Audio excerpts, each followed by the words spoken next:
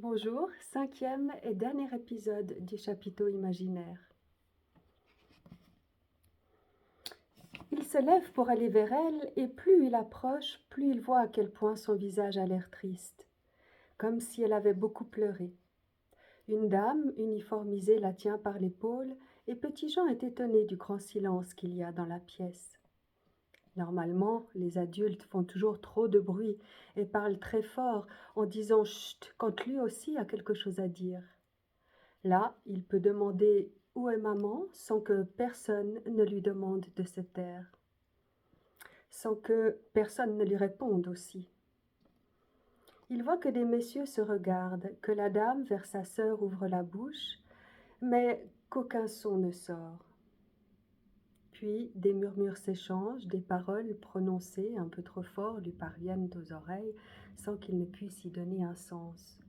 Il entend « c'est terrible », famille proche, avec comme une question dans la voix, il faudra bien et d'autres encore. Mais Petit Jean ne veut plus rien entendre, puisque rien ne lui est dit.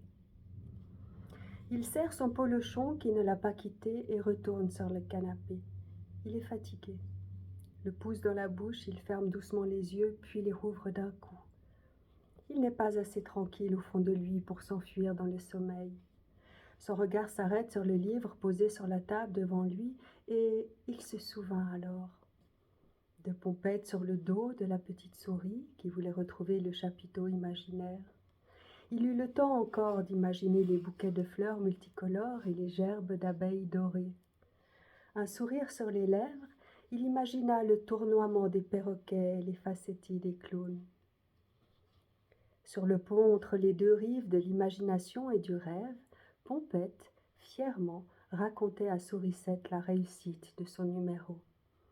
Il avait bien eu un petit fourmillement des narines inquiétant, mais aucun éternuement dévastateur n'était venu perturber le bal d'or et de pollen autour de sa tête.